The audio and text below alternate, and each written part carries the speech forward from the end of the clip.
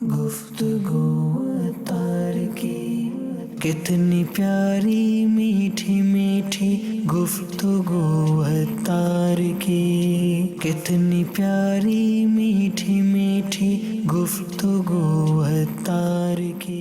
الحمدللہ رب العالمین والصلاة والسلام علی سید المرسلین اما بعد فاعوذ باللہ من الشیطان الرجیم بسم اللہ الرحمن الرحیم الصلاة والسلام علیک یا رسول اللہ وعلی آلک وصحابک یا حبیب اللہ الصلاة والسلام علیک یا نبی اللہ وعلی آلک وصحابک یا نور اللہ. رسالہ ضیاء درود السلام پیج نمبر 6 فرمان مصطفیٰ صلی اللہ تعالی علیہ وآلہ وسلم، جس نے یہ کہا اللہم صلی علی محمد وانزلہ المقعد المقرب عندک یوم القیامہ، اس کے لیے میری شفاعت واجب ہو گئی. صلو علی الحبیب صلی اللہ تعالی علی محمد. باپا محمد الطاف روزی گھال کری رہے ہیں تقریباً 1972-73 جی ڳالहि आहे. ٹھیادر اولڈ ٹاؤن میں خطری مسجد بازو میں پانچو دفتر ہوں مرکزی انجمن اشاعت الاسلام جو. ان میں ہر منگلوار بدھوار جو باہر شریعت جو درس ڈینا ہوا نے پچھی ان دور میں آتوار جو چھٹی ہونی ہوئی تو سوارے 11 بجے پانچو اجتماع ہونا ہو. اخون مسجد میں بھی گھنا اجتماع تھیا پانچا نے پچھی نور مسجد میں کنٹینیو ہونا ہوا نے تقریباً شانی جو 4 بجے پا قبرستان ہونا ہوا. گھنا دفعہ قبرستان میں کے ساتھ شرکت کروں یا کھارادر سے با پیدل اڑنا ہوا لی مارکیٹ نے لی مارکیٹ سے تانگو پکڑی نہ پا قبرستان اڑنا ہوا. باپا مغفرت جی دعا کری ڈیو بار بار میٹھے مدینے یہ بعد بازو حاضری جی دعا کرو باپا نے بلا حساب مغفرت جی دعا کرو بلا حساب جنت میں داخل ہوتے آتا تھے. آمین. ماشاءاللہ. اب آپ کو یہ سارا اردو میں بتانا پڑے گا. حاجی الطاف روزی ہمارے بہت پرانے سائیں بھائی ہیں. کیا کہنا چاہ رہے ہیں؟ 72-73 میں بہار شریف کا درس میں دیتا تھا، یوں انہوں نے بتایا نا. تو اس طرح یہ کہ پرانے وہ کام جس طرح ہم کرتے تھے دین کا، اس کا یہ بتا رہے تھے. اتوار کو 11 بجے دن کے وقت نور مسجد میں اجتماع ہوتا تھا جی ہفتہ وار، اور رات دوپہر کو 4 بجے ہم قبرستان جاتے تھے مل جل کے. یعنی یہ سمجھو کہ چھٹی کے دن کے ہمارے یہ معمولات ان دنوں کے یہ بتا رہے ہیں بہت پرانے. ابھی مدنی چینل دیکھ رہے ہیں ماشاءاللہ ایسا لگتا ہے. یہ ابھی کال آئی ہمیں ہمارے سسٹم پہ. مرحبا. کیا آپ کو کبھی کسی سوشل میڈیا ویڈیو کلپ کے ذریعے کسی کی غلطی پر آپ آگاہ ہوئے ہیں کہ یار یہ میرے نزدیک یہ شرعی یا فقہی غلطی ہے، اور کیا آپ نے حالانکہ وہ آپ کو ویڈیو سوشل میڈیا کے ذریعے واٹس ایپ یا کسی ذریعے ملی ہو، تو کیا آپ نے کبھی کسی اس طرح کے آدمی کی اس طرح اصلاح کرنے کی کوشش کی؟ ڈائریکٹ بات کرو. کلپ سنا مثال کے طور پر زید کا. اب زید نے سوالات کے جوابات دیے اور اس میں کوئی 1-2 مسائل اس نے میں نے سمجھا کہ یہ تو غلط ہے. پھر میں نے کتابوں سے رجوع کیا کہ ہاں اگر کتاب میں بھی ایسا ہی لکھا ہے، یہ بیچارے سے غلطی ہو گئی ہے. تو میں نے پھر اس کو پیغام دیا کہ بھئی فلاں کتاب میں فلاں صفحے پر تو یوں لکھا، آپ نہیں یوں بولا ہے، آپ دیکھ لیں اس کو. تو اگر واقعی آپ کو یوں لگتا ہے کہ آپ کی غلطی ہوئی ہے تو یہ مسئلہ غلط ہو گیا ہے، اس کا ازالہ فرض ہو جائے گا. انفرادی طور پر آپ نے انفرادی طور پر ہاں پیغام دے کے اس کو. تو ایسا ہوا ہے کہ وہ پھر بڑا مسکراتا رسپانس ملا ہے. اچھا ملا ہے ریا کے ساتھ کہ بالکل آپ صحیح کہہ رہے ہیں، انشاءاللہ میں اس کا ازالہ کروں گا، بڑے مجمع میں کروں گا. یعنی کہ چند کو، صرف ایک کو نہیں جی. ایک سے زیادہ کو میں نے بھیجیں کہ آپ نے اپنے مجھے ویڈیو ملی تو یوں میں نے مت اس میں سنا تو یہ تو یوں تو نہ بولا بھائی، اس سے یہ نقصان وہ نقصان. پرسنلی ذاتی بھیجا آپ؟ ہاں میں نے ذاتی. اور پھر جواب جیسے نہیں آئے، جواب نہیں آئے. اچھا بعض کے جواب تو اس طرح ہے کہ بعض یعنی کہ شخصیت دبنگ قداور. تو اب میں بھی تو عمر میں تو بڑا جونا ہے، تو قداور شخصیت اچھی ماشاءاللہ شخصیت. تو ان کو بھی جیسے میں نے بھیجا کہ آپ کی میں نے سنی تو یوں تو یار وہ تو ایسے رسپانس ملے مجھے کہ آپ کا شکریہ، اور اصل یوں تو یوں بھی تھا اور آئندہ بھی آپ مجھے بتاتے رہیں اگر کوئی بات میری آپ غلط پائیں تو. اس طرح بھی ملا ہے. حوصلہ ہر ایک مطلب وہ نہیں ہوتا کہ ناراض ہو جائے یا وہ لفٹ نہ کرائے. تو اپنی اپنی طبیعتیں ہوتی ہیں شخصیات کی بھی, مذہبی شخصیات کی بات کر رہا ہوں. تو نہیں بھی ملی ہے, مطلب جواب ملا بھی ہے تو مثبت ملا ہے, لیکن اچھا ناراضی والا نہیں ملا, خوشیوں والا ملا. مگر آپ نے اپنی ایک جیسے کہ لائن کھینچی کہ میرا میکسیمم یہ کہ میں اس کی ذات تک پیغام پہنچا دوں, صحیح کوشش غلط کا جو بھی تھا. یہی کوشش کی ہے میں نے. اگر اس کی طرف سے ریپلائی آئے یا نہ آئے, اب میں نے اس کو سوشل میڈیا پر تشہیر نہیں کرنا. یہ ماشاءاللہ میں یہی چاہتا تھا کہ سوشل یہ میڈیا کیا, میرے مطلب قریبی لوگوں کو بعض اوقات پتہ نہیں ہوتا کہ میں نے کسی کو کچھ بھیجا ہے. اپنے بھیج دیا نہ میں نے سنبھال کے رکھا ہے. امیر علیہ سنت نے کسی کی اصلاح کرنی تھی اور وہ میرے نمبر سے بھیجنا تھا, تو آپ نے یہ بھی فرمایا کہ آپ نے یہ میسج نہیں سننا ہے. اس کے شروع میں میرا نام لے کے فرمایا کہ اب اگلا میسج آپ نے نہیں سننا ہے, یہ صرف ان کو بھیج دیجئے جن کو بھیجنا ہے. یعنی بھیجا میرے تھرو اور یہ بھی نہیں سننے دیا کہ کیا بات کی ہے. تو یہ الحمدللہ سیکھنے کو ملا کہ جس کی اصلاح کرنی ہے اسی تک بات پہنچائی جائے. مجھے واقعی نہیں پتا کہ اس میسج میں کیا تھا, حالانکہ وہ میرے موبائل کے تھرو گیا ہے. میمنی کی کہاوت ہے, جو بہت چپ میں نہ سمانی نا وہ کتنی نہیں سمائی. تو یہ کہ بشر راز دلی کہہ کر ذلیل و خوار ہوتا ہے, نکل جاتی ہے جب خوشبو تو گل بیکار ہوتا ہے. بہرحال یہ کہ ہمیں ایپ چھپانے والا بننا چاہیے. آمین آمین ماشاءاللہ. ورنہ ہمارے بھی ایپ کھلیں گے, اللہ اللہ. اور اگر میشر میں ایپ کھل گئے تو کیا ہوگا. ہم دنیا میں کسی کے ایپ چھپائیں گے تو اللہ تعالیٰ قیامت میں ہمارے ایپ چھپائے گا. تو جب تک کوئی شریعت واجب نہ کرے نا ہم پر کہ ہم اگر یہ اس کا جواب نہیں دیں گے سوشل میڈیا پر تو ہم گناہ گار ہو جائیں گے, تو بھلے جواب دیں ہم, لیکن باقی اب اپنے طور پر اپنے اوپر فرض واجب کر لینا یہ مزید پاپا یہ فیصلہ تباہی کا باعث ہے. ایک چپ 100 کو ہرائے. ایک چپ 100 کو. اگر ایک فرد بڑبڑ کرتا بھی ہے تو دوسرا فرد اگر خاموش ہو جائے گا نا, خاموش رہے گا, ریپلائی نہیں دے گا, تو انشاءاللہ پھر جھگڑا بڑھے گا. ایک بار میں کچھ شخصیات میں گرا ہوا تھا کسی شہر میں, بڑی بڑی یعنی کہ شخصیات تھیں ویسے.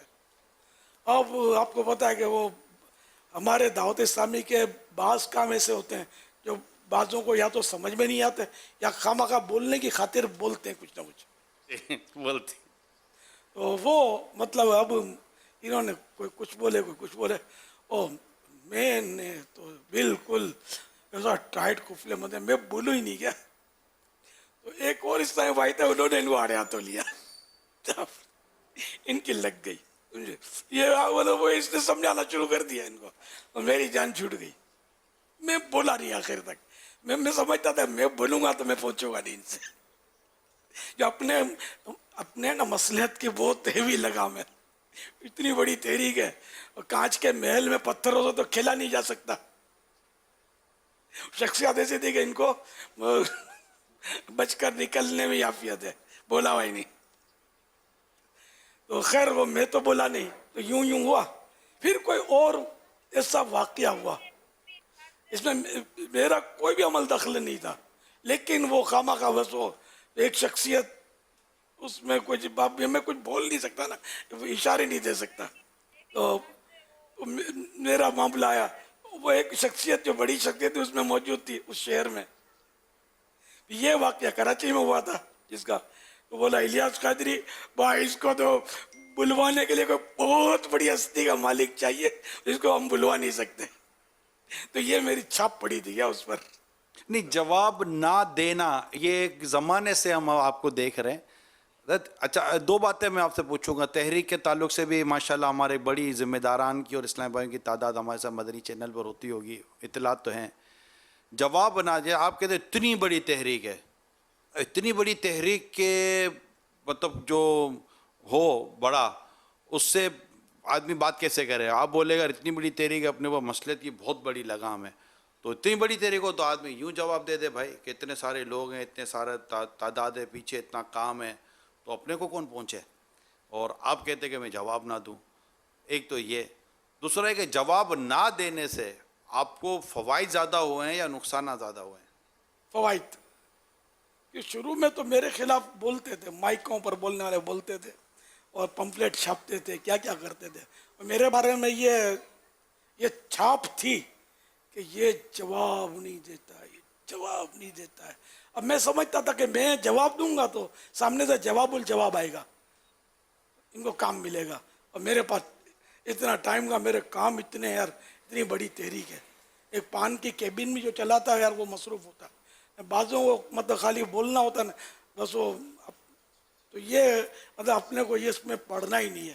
تو الحمدللہ میں بچ کر نکلتا رہا، اور آج الحمدللہ مدنی چینل پر بیٹھا ہوا، ورنہ مجھے کبھی پہنچانے والے گھر پہنچا چکے ہوتے. آپ کی یہ اللہ کی رحمت ہے کہ میں مطلب یہ کہ پھڈے نہیں کرتا تھا، ورنہ ذرا پھڈا ہو ہی جانا. وہ خامہ کا اپنے کو چھیڑے کہ یہ یوں کیوں کرتے ہو، اوں کیوں کرتے ہو، تو بھائی تم مت کرو نا، گھر پہ جاؤ نا، چپ مرو نا، ہم کو کرنے دو نا. اگر میں اس طرح کی گفتگو کروں سیدھی بات ہے لڑائی ہو جائے. اس لیے وہ جواب اسی طرح کا ہو، ایسی حرکتیں وہ کر رہے ہوں سامنے والے، تو اپنے جواب نہ دے ہوئے تو بچے رہے نا. میں نے بہت پہلے ایک پاگل فرد دیکھا تھا کھارا در میں، بڑے گٹھڑ اس نے اٹھائے ہوئے تھے، بال بکھرے ہوئے، بالکل یعنی 100% پاگل جو ہوتے ہیں نا بالکل. لیکن تھا وہ قفل مدینہ والا یار، خاموش بالکل وہ فرد. تو بچے تو اس کو جب دیکھا ایسا ہے کہ نمونہ، ان کو تو کھلونا مل گیا، تو انہوں نے بچوں نے منہ چڑھانا شروع کیا، اے اوڑو. وہ تھا بالکل ٹائٹ، خاموش، بولے نہیں، کچھ بھی نہیں بولے. پھر بچوں نے دیکھا کہ یہ بولتا نہیں ہے تو ابھی کہیں کھا نہ جائے، تو بس پھر بچے جو ہے نا وہ دور ہٹنے شروع ہوئے، اور کوئی ادھر سے نکل جاتا، کوئی ادھر سے یوں بھاگ کے وہ دب کے دیوار سے نکلتے تھے. یہ تماشا میں نے دیکھا تھا کہ یار ایک چپ 100 کو ہرائے. اگر یہ گالیاں اور اڑو آئے کر کے یوں آؤ کرتا تو بچوں کو تو مزہ ہو جاتا. 5 بچے تھے 50 بچے ہو جاتے. تو اس لیے وہ نہ جواب دینا تو اس میں پاگل بھی سلامت رہتا ہے، عقل مند بھی سلامت رہتا ہے، سب سلامت رہتے ہیں. ایک بار میں کھارا در میں اپنا کام کر رہا تھا، تو داڑھی جب سے آئی تھی رکھ لی تھی، تو بیٹا وہ کام کر رہا تھا گلی میں. تو ایک بچہ نکلا، کوئی 8-10 سال کا تو ہوگا، تو میرے کو بولا اے ملا. میں نے خالی کو دیکھا، کچھ بھی نہیں بولا، میں یوں دیکھا، اور دیکھنے میں آنکھ نہیں چڑھائی، خالی نارملی دیکھا. اب یقین مانے اس پر ایسا روپ پڑا ہے کہ یہ تھوڑا پیچھے ہٹا، پھر یہ اچھلا اور ریس ہو گیا کہ یہ ملا بھی کہیں کھا نہ جائے، میرے کو کہیں بولتا ہی نہیں ہے. تو یہ خاموشی میں ہے تو فائدہ. اگر میں ہوئے بدتمیز کر کے بولتا تو مزہ آتا، وہ پتھر بھی اٹھا کے کوئی پھینک کے چلا جاتا مجھ پر. عرض یہ کرنی تھی کہ الحمدللہ امیر اہل سنت شیخ طریقت دامت برکاتہم عالیہ 97 میں احمد آباد میں 3 روزہ بہت بڑا اجتماع ہوا تھا ہند سطح پر. اس میں تشریف لائے تھے. اتوار کے دن آخری نشست تھی، اور آخری نشست کے بعد امیر اہل سنت نے یہاں پر گنج احمد خٹو رحمۃ اللہ تعالیٰ علیہ کے آستانے کے پاس عام ملاقات فرمائی تھی. تو یہاں پر قصیر عاشقان رسول نے آپ کو مالی نذرانہ پیش کیا، جبکہ آپ مسلسل کہتے تھے کہ مجھے پیسے مت دیجیے، مجھے مال مت دیجیے.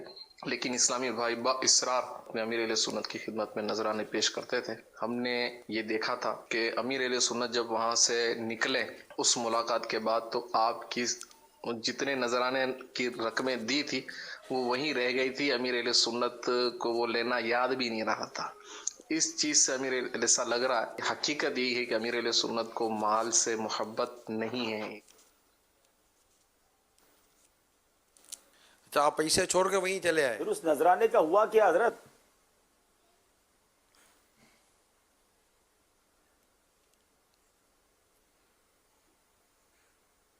مجھے یاد نہیں ہے.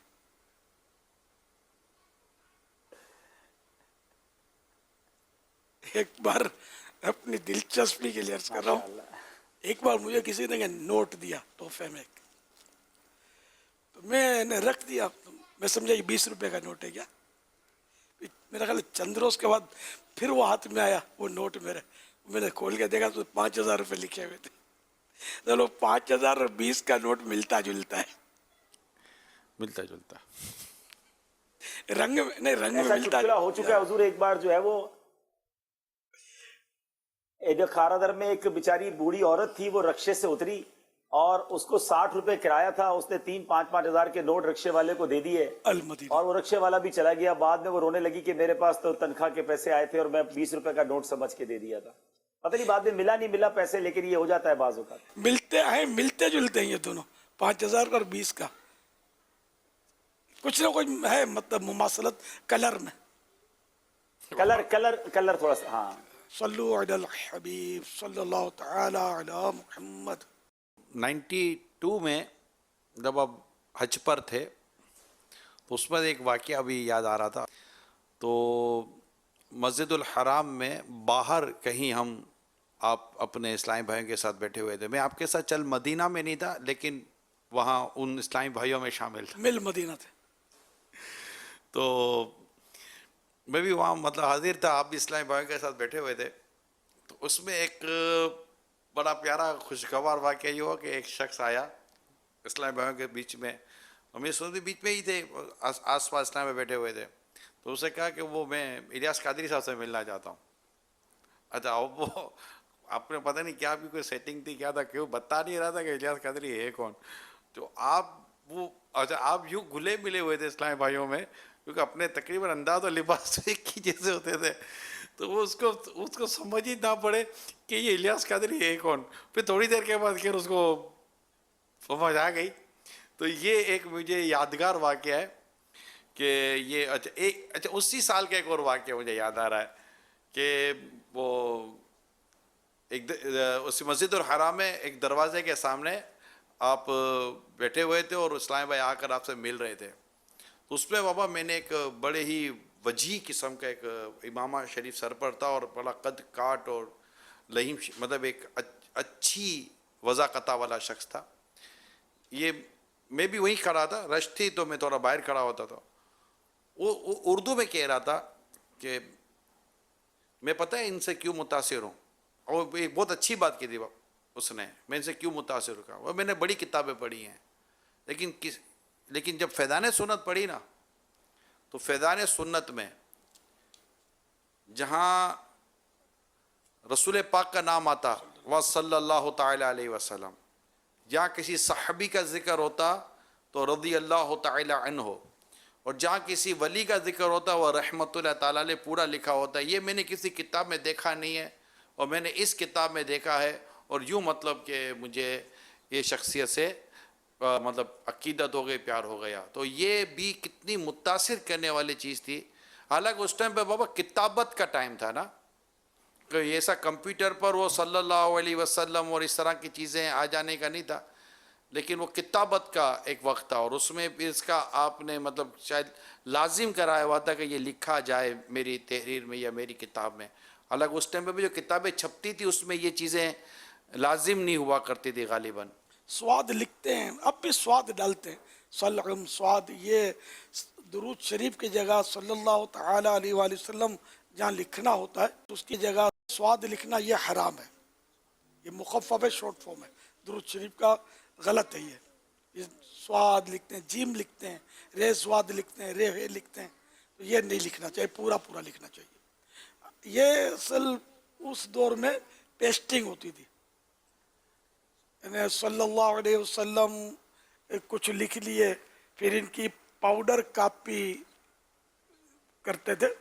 तो पाउडर कापी होती है वो थोड़ी डार्क होती है, फिर उससे वो कटिंग जगह छोड़ते हैं कातिब जगह, फिर वो उसमें पेस्टिंग चश्मा चिपकाते थे, मतलब सल्लल्लाहु अलैहि वसल्लम रज़ियल्लाहु तआला अन्हु वगैरह। ये हर जगह कलम से नहीं लिखते थे कातिब भी, अपनी किताब में ये हुआ था,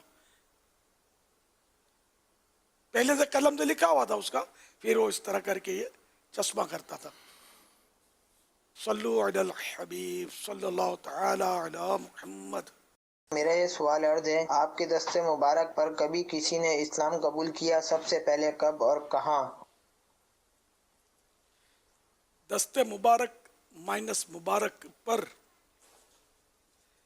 इस्लाम कबूल करना तो उस वक्त कहा जाएगा कि जब यूँ सही मानों में कि मैंने किसी को कन्वेंस किया हो اس کو کہا اور سمجھایا اور وہ سوال جواب ہوئے ہوں پھر وہ مسلمان ہوا ہو تو یہ میری کوشش ہوئی، یہ میری کوشش سے یہ مسلمان ہوا. ورنہ ہوتا کیا کہ لوگ مولانا کے پاس لے آتے ہیں، مولانا کلمہ پڑھا دیتا ہے اور میڈیا میں مولانا چمک رہا ہوتا ہے، مولانا کے دست حق پر اس پر فلاں نے اسلام قبول کیا. محنت اس کی ہوتی ہے کہ جس نے اس کو یا تو سمجھایا یا کچھ کیا ہے. تو ایسا پہلی بار کب ہوا، یہ ایک مسئلہ عرض کر دوں کہ یہ جو مولانا کے پاس لے آتے ہیں نا یہ غلط کرتے ہیں. ہاں اگر یہ کہے کہ میرے کو فلاں مولانا کے پاس لے جاؤ کہ میں اسی کے ہاتھ مسلمان ہوں گا تو لے جائیں، ورنہ خالی یوں کہنا کہ مجھے مسلمان ہونا ہے تو پھر یہ آپ کے لیے فرض ہے کہ آپ اس کو اس کا جو بھی مذہب ہے غلط مذہب کہ فلاں میرا، میں اس مذہب سے توبہ کرتا ہوں اور پھر یہ کلمہ پڑھے، کلمہ پڑھائیں اس کو، اس کا معنی بتائیں، تو اس طرح وہ مسلمان ہو جائے گا. اس کے لیے مولانا شرط نہیں ہے، نہ اس کو غسل کرانا شرط ہے، نہ جمعے کا انتظار کرنا شرط ہے کوئی، بلکہ یہ خطرناک ہے یہ معاملہ کہ مولانا کو اگر مولانا کے پاس آپ اپنی مرضی سے لے گا کہ مولانا اس کو مسلمان کرے گا تو آپ گناہ گار ہوں گے. بلکہ اس پہ تو سخت حکم بھی ہے کہ خود اس کو اب نئے سرے سے توبہ کر کے کلمہ پڑھنا ہوگا کہ یہ لے کیوں گیا. اتنی دیر اس غیر مسلم کے غیر مسلم رہنے پر، کافر رہنے پر یہ گویا راضی رہا، اس لیے فوراً توبہ کروانی اور کلمہ پڑھانا چاہیے. پھر بھلے مولانا کے پاس ہم لے جائیں کہ ان کو مزید اسلام کے جو بھی احکام ہے وہ مولانا بتائے. تو یوں میرے سمجھانے سے مسلمان ہونے کا ایک تو واقعہ ہوا تھا کہ ایک مطلب کسی مذہب کا کوئی قائد تھا، لیڈر تھا، وہ آیا تھا اور اس نے کچھ خواب وغیرہ دیکھے تھے اور بتایا تھا، بولا میں آپ سے سوال جواب کروں گا، میں مطمئن ہوا تو میں مسلمان ہوں گا. تو پھر وہ اس کو گھر میں لے آیا، میں میرا بیٹے حاجی رضا بھی ساتھ تھے اور اس کی بیوی بھی ساتھ تھی. تو پھر یہ کہ میں نے کنونس کیا ان کو، جو بھی میرے سے بن پڑا، اس نے سوال کیے کچھ، اب اکا دکا ہوئے سے سوالات کیے، اب یہ یاد نہیں کتنے سوالات کیے، تو یہ جواب دیے میں نے اور پھر یہ تیار ہو گیا کہ ٹھیک ہے میں مسلمان ہوتا ہوں. اس کو مسلمان کیا، اس کی بیوی بھی اسی وقت مسلمان ہو گئی اور پھر کہا کہ میری دوسری بیوی بھی ہے، بچے بھی ہیں، اس طرح تو اپنے بیٹے کو بھیج دو، تم نہیں آ سکتے تو بیٹے کو بھیج دو کہ وہ ان کو مسلمان کر لے، کہ میں مطمئن ہو گیا تو اب یہ سب مسلمان ہو جائیں گے. تو یوں پھر حاجی عبید رضا بھی اس کے ساتھ چلے گئے اور الحمدللہ یہ سارا گھرانہ جو تھا یہ مسلمان ہوا. پھر اس نے اچھے تاثرات دیے تھے اس شخص نے، اس نے کہا تھا کہ میں اپنی بے پردہ بیوی کو قصداً لایا تھا کہ یہ لوگ، یہ مولانا لوگ کیا کرتے ہیں، اس کو گھور گھور کے دیکھتے نہیں دیکھتے. تو بولا میں تو حیران ہوا کہ یہ تو خود تو کیا، اس کا بیٹا بھی اول تاخیر نگاہ نیچی کر کے بیٹھا رہا، میری بیوی کو آنکھ اٹھا کر دیکھا ہی نہیں. ان لوگوں نے اس طرح کا بہت اچھے انہوں نے تاثرات دیے تھے الحمدللہ. الحمدللہ یہ ہو سکتا ہے کہ کہا جائے کہ میرے ہاتھ پر اسلام قبول کیا، کہ میری کوشش اس میں شامل ہے. باقی تو یوں تو کئی مسلمان ہوئے، کلمہ پڑھایا، توبہ کرائی ہے، اس کی گنتی نہیں ہے. ایسا بھی ہوا ہے کہ لے کر آئے تو میں نے ان کو بھی کلمہ پڑھایا، اس کو بھی کلمہ پڑھایا، تم لائے کیوں، اتنی دیر تک یہ کفر میں رہا، یہ بھی ہوا ہے. صلی اللہ تعالی علی محمد. رکن شورا حاجی رفیع اتاری نے پیغام بھیجا ہے، ساہیوال سے پاک پتن جاتے ہوئے ایک شخص نے امیر سنت کی انفرادی کوشش سے اسلام قبول کیا تھا. یہ شاید ہو سکتا ہے اس دنوں ساتھ ہو یا جو بھی ہو. وہ اچھا وہ ایک دہریہ تھا. جی دہریہ تھا، اور جہاں میں ٹھہرا تھا نا وہاں دہریہ کیا، یہ خدا کے منکر جو ہوتے ہیں، اللہ کا وجود ہی نہیں مانتے، تو وہ جہاں میں ٹھہرا ہوا تھا تو وہاں ان کے جان پہچان ہوگی تو وہاں یہ آیا تھا، میری کوئی سے بات چیت ہوئی اس سے، تو میں نے کہا یار تم ایسی باتیں کرتے ہو، تم کو اللہ کے عذاب کا ڈر نہیں لگتا؟ بولا میں مانتا ہی نہیں، مجھے ڈر کیوں لگے گا؟ سمجھے؟ تو بہرحال وہ پھر ہمارا پاک پتن شریف میں اسی دن میرا بیان تھا اور جانا تھا پاک پتن شریف. تو اب اتفاق سے ہوا یہ کہ یہ بھی ہمارے ساتھ چل پڑا پاک پتن شریف وہ اجتماع کے لیے. تو کہیں وہاں بس اڈے پر، وہیں شاید سائی وال میں ہی بس اڈے پر وہ چائے کی ترکیب بنی میری، ہوٹل سے قریبی ہوٹل ہوگا تو چائے کوئی لے آیا ہوگا، تو میں چائے پینے لگا، ادھر اس نے بس اسٹارٹ کی. اب یہ اتفاق ہے اس کے ایمان لانے کا سبب کچھ بننا تھا، دل پسیجنے کا. تو وہ بار بار وہ بس کو چلاتا تھا، میں گھبراتا تھا کہ چائے ابھی گری، لیکن وہ بس چلتی نہیں تھی، وہ کچ کچ کر کے وہ چلاتا گیا. تو یہ اس کے منہ سے نکلا، نہ پینے تو چائے چلاؤ، نہ پینے تو چائے چلاؤ، یہ اس نے یہ کہا. اور جب الحمدللہ میں نے چائے پوری کر لی، بس اسٹارٹ ہو گئی. یہ اس پر پڑی چھاپ کیا اس کی. اچھا، اس کے لیے حیرت انگیز بات تھی ہے. پھر ہم جب پہنچے اجتماع میں، تو اجتماع میں ایک سید صاحب میرے ساتھ تھے، سید شہنشاہ حسین، شاہ فیصل کالونی والے، یہ ساتھ ساتھ ہوتے تھے میرے. تو انہوں نے کہا تگڑی دعا کرنی ہے اس کے لیے، کہا جی بس کلمہ پڑھ لے یہ مسلمان ہو جائے. تو رقت انگیز دعا ہوئی، اور میں نے بھی اس میں کہ یا اللہ ایک ہمارے ساتھ چل پڑا ہے، اس کا دل پھیر دے. تو جب دعا ختم ہو گئی تو اس نے الحمدللہ توبہ کی، کلمہ پڑھا، مسلمان ہو گیا. اور بعد میں بھی میں نے معلومات کی تو نمازی مسلمان بنا تھا، نمازیں بھی پڑھتا تھا، اور الحمدللہ کچھ عرصے بعد معلومات کی تو بولا ہے قائم ہے اپنی بات پہ. الحمدللہ یہ واقعہ ہوا تھا. ابھی یہ چھوٹے موٹے اس طرح کے واقعات آدمی بھول جاتا ہے. حضرت مولانا قاری مصلح الدین صاحب رحمۃ اللہ تعالی علیہ، اللہ ان پر کروڑوں رحمتیں نازل فرمائے. آمین. تو ان کی تدفین ہو گئی، میں بالکل ساتھ ہی تھا، وہ قبر کے ساتھ ہی بالکل جسے ہلکا کر کے بیٹھتے نا، میں وہیں تھا. تو پھول ڈالے جا رہے تھے، تو ایک مفتی صاحب تھے، وہ پھول میں سے پتیاں جدا کر کر کے قبر پر رکھے ہوئے پھول کی پتیاں چن رہے تھے اور پھینک رہے تھے. تو مجھ سے رہا نہیں گیا، تو میں نے ان کو عرض کیا حضرت یہ کیا کر رہے ہیں آپ، میت کی حق طلبی تو نہیں کر رہے، یہ بھی تو تسبیح کرتی ہے پتی بھی. اس پر وہ مفتی صاحب بہت متاثر ہوئے. یہ نہیں کہ مطلب یہ ڈانٹ دیں میرے کو، ڈانٹا نہیں، بلکہ شفقت فرمائی، بولا مفتی تو الیاس کو ہونا چاہیے. میری غلطی پکڑ لی. یہ حکایت ہے اصل. میں کراچی سے بات کر رہا ہوں، میرا نام محمد الطاف اتاری ہے. سلامت رہیں میرے مرشد، کیا کہنے ہیں میرے مرشد کے. اللہ پاک میرے مرشد امیر اہل سنت حضرت علامہ مولانا محمد الیاس اتار قادری کو سلامت رکھے. اللہ ان کے صدقے مجھے بخش دے. جب میں اپنی بات بھی کروں کہ جب میں داڑھی کٹواتا تھا، اللہ میرے گناہ کو معاف فرمائے، میں توبہ کرتا ہوں، تو میرے خواب میں حضرت صاحب آتے تھے اور مجھے کہتے تھے الطاف داڑھی نہ کٹا. تو میں سوچتا تھا کہ پتہ نہیں یہ وہم ہے میرا. پھر یہ ہوا کہ نیکسٹ ویک میں نے پھر داڑھی کٹوائی، تو غالباً پھر واپس میرے خواب میں حضرت صاحب آئے تھے. میں پھر بھی نہیں مانا تھا. پھر ایک دفعہ خواب میں آئے تھے سقی عبدالوہاب شاہ جیلانی، خواب میں آئے اور خواب میں دیکھا کہ حضرت صاحب سقی عبدالوہاب شاہ جیلانی درگاہ پر ہیں. پھر وہاں سے مجھے اشارہ کیا کہ داڑھی الطاف رکھ لو، اس طرح کا یاد پڑتا ہے مجھے خواب. پھر میں نے داڑھی کی نیت کر لی تھی. تو الحمدللہ پیر ہو تو ایسا، جس کا نام الیاس اتار قادری ہے، الحمدللہ رب العالمین.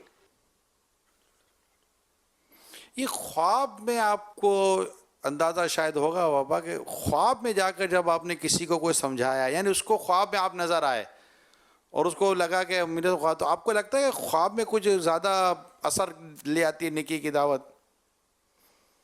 خواب کا ایک اپنا اثر ہوتا ہے، خواب میں آدمی زیادہ متاثر ہوتا ہے. وہ سب وہ اکیلا وہ آپ ہوتے ہیں وہ ہوتا ہے نا, کوئی بیچ میں وہ ہوتا نہیں ہے. آپ کو خواب میں بلانے کا طریقہ کیا ہے؟ یہ بھی بولتے ہیں کہ آپ خواب میں آیا کریں, ہمارے خواب میں. ارے بھائی تو جیتے جی کی کوئی ویلیو نہیں ہے یار. لیکن خواب تو حجت بھی نہیں ہے, دلیل بھی نہیں ہے. ان کو لگتا ہے جیتے جی نہیں بلا سکے کہ چلے خواب میں تو بلا لیں. بہرحال یہ کہ جس سے محبت ہوتی ہے نا اور بندہ اس کو یاد کرتا رہتا ہے, تصور کرتا رہتا ہے, تو وہ کبھی یہ کہ خواب میں متشکل ہو کر نظر آ جاتا ہے شکل میں. چلے اب محبت تو کرتے ہی ہیں ظاہر سائیں بھائی. صلو علی الحبیب صلی اللہ تعالی علی محمد. امیر علیہ سنت ارشاد فرمائے کہ یہ شعر آپ نے لکھ رہا ہوں نعت سرور سبز گنبد دیکھ کر, کیف طاری ہے قلم پر سبز گنبد دیکھ کر. یہ وہ حقیقی کیفیت پر آپ جو لکھ رہے تھے؟ یہ پوچھا بھائی نہیں مطلب نہیں وہ منظر کیا تھا؟ مؤثر وہ حضرت مولانا فضل الرحمان صاحب سیدی قطب مدینہ کے جو جانشین تھے, انہوں نے مجھے مدینہ شریف میں ایک بار کچھ ایک دو شعر سنائے کہ فلاں نے اس طرح لکھا تھا, جس میں وہ سبز گنبد دیکھ کر اس کا ردیف تھا, تو تم لکھو اس پہ. اس طرح کا کلام میرے کو لکھ کے دو. وہ میرے پاس گم ہو گیا یا اس طرح کچھ فرمایا انہوں نے. پھر میں نے مسجد نبوی شریف میں بیٹھ کر سبز گنبد کے سامنے لکھنے کی کچھ کوشش کی, چند اشعار قلم بند کیے میں نے. ماشاءاللہ. نعت خانوں سے یہ شعر کلام سنتے ہیں. لکھ رہا ہوں نعت سرور سبز گنبد دیکھ کر, کیف طاری ہے قلم پر, کیف طاری ہے قلم پر سبز گنبد دیکھ کر. لکھ رہا ہوں نعت سرور سبز گنبد دیکھ کر, لکھ رہا ہوں نعت سرور سبز گنبد دیکھ کر, کیف طاری ہے قلم پر سبز گنبد دیکھ کر.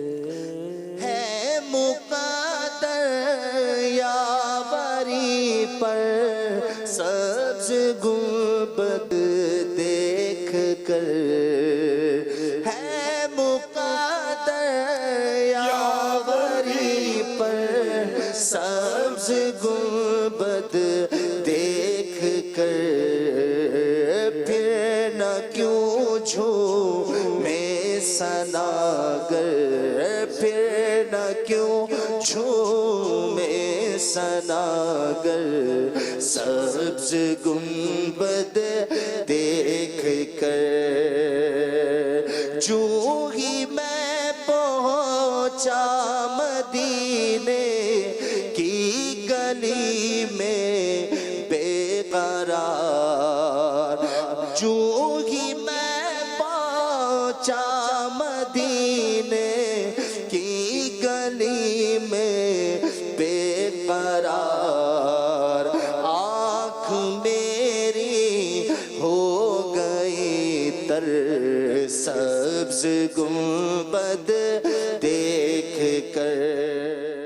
گفتگو تار کی کتنی پیاری میٹھی میٹھی گفتگو تار کی, کتنی پیاری